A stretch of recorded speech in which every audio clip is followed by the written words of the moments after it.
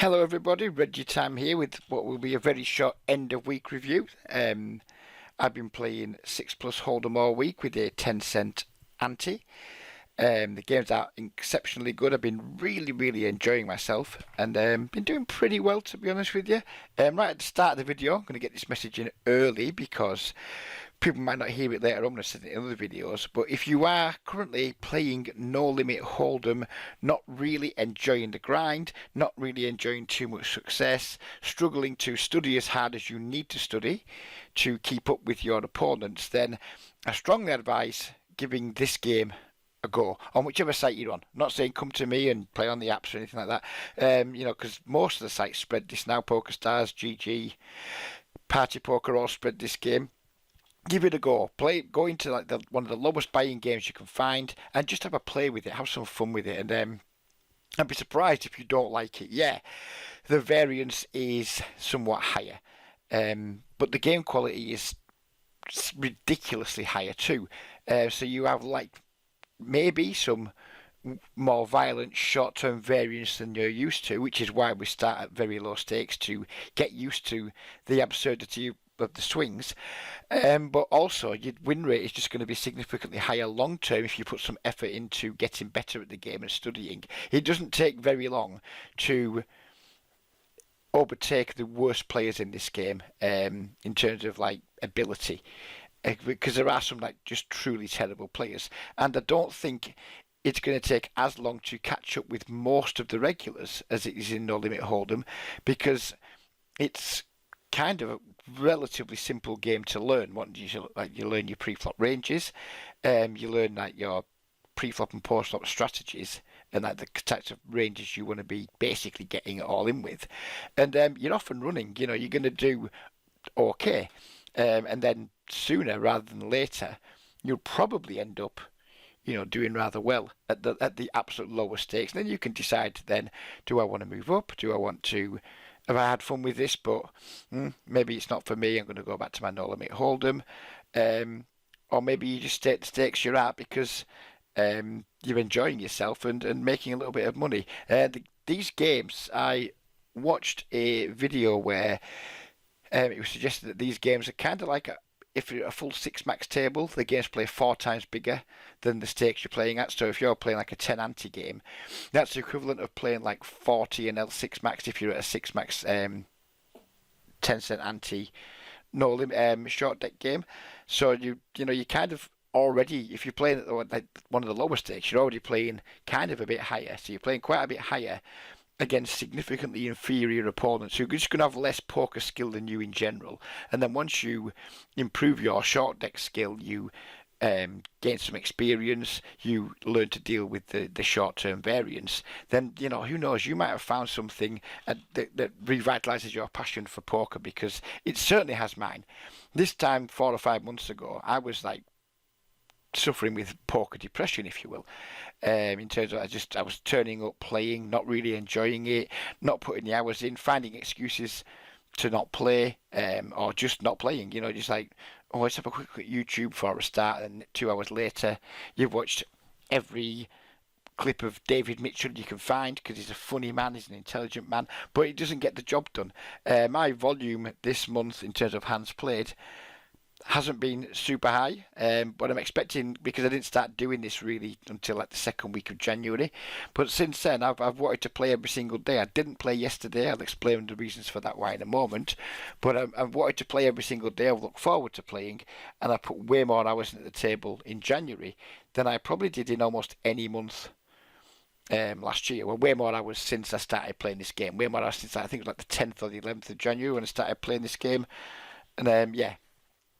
So do give it a try. If you are a bit fed up with poker, then whichever you're on, whatever you're on, whether you're on the apps, whether you're on one of the mainstream sites, if your site spreads this game, then give it a whirl. And if your site doesn't spread this game and I've convinced you, then reach out to me. We'll get you in some really small games so you can give it a go at absolute minimal risk to your bankroll. So there we go. That's something I wanted to get out. I've said it in a few videos, but typically I said it later in videos when maybe I've lost most people's attention. So, how has this week gone? Let's just go and have a look. That's just today. That is the month today. So this was like last week, maybe the week before last actually, not entirely sure when. Yeah, the week before last, because this week starts about here. So we had this downswing here, which wasn't a lot of fun, to be honest with you. I was playing badly. I didn't think I was playing badly, but given what I know now about the game, I was definitely playing badly.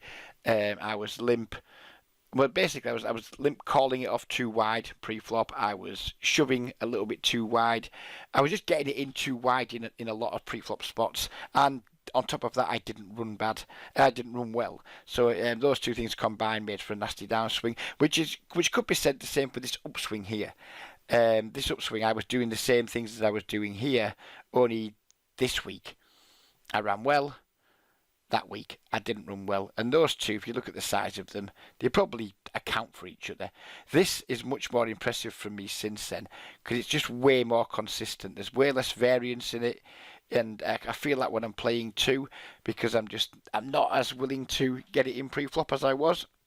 So therefore I'm getting in with better ranges against my opponents, and I'm just generally doing better in my all-in pre-flop situations, and post-flop I'm finding myself playing much better too, and I'm aware of the spots to be aggressive. It's not really a game to be passive, and in some spots I was being a bit too cally in my first couple of weeks playing.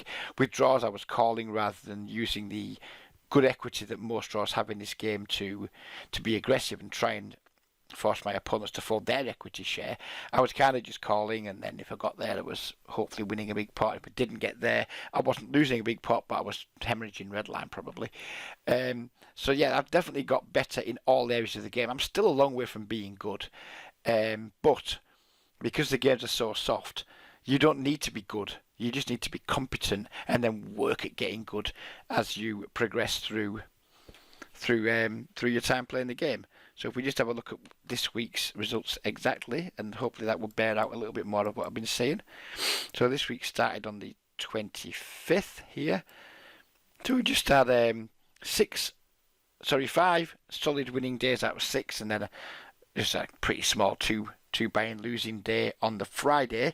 I didn't play yesterday because, well, Saturday is probably my worst day of the week for volume anyway, because I like to watch the racing in the afternoon on the TV.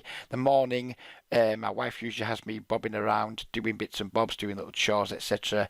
We go and visit family, stand on the doorstep in the freezing cold and speak to them for a little while. So Saturday's not a big grinding day anyway. The afternoon normally is. I can get some hands in after the racing.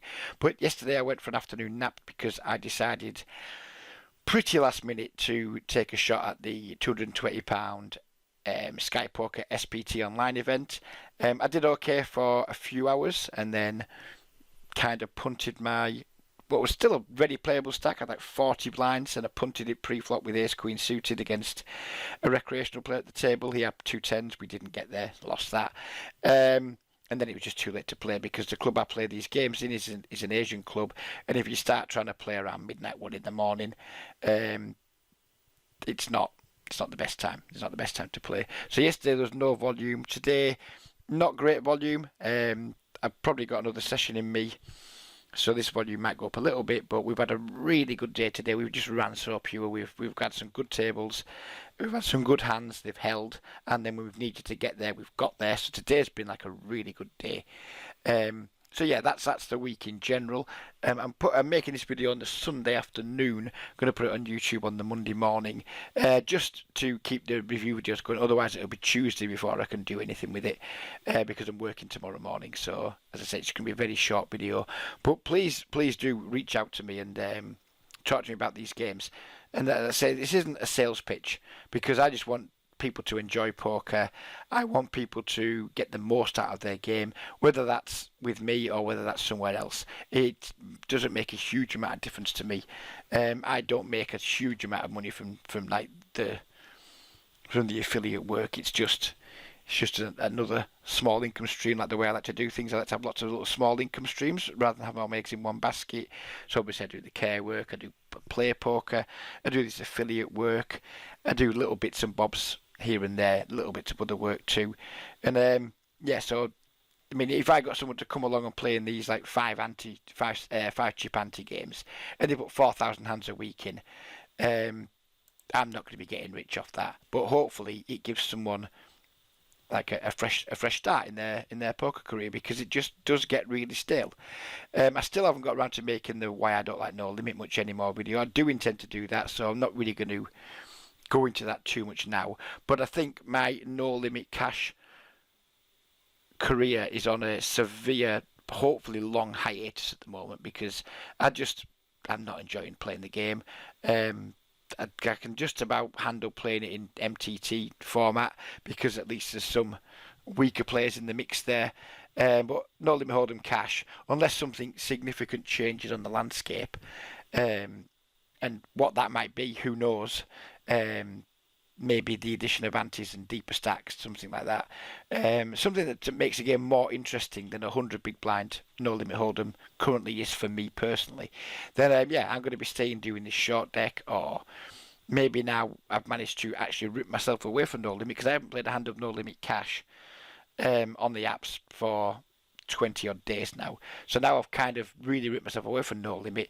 Maybe, I start adding learning some other games into the mix. Maybe now I'm a bit more used to variants.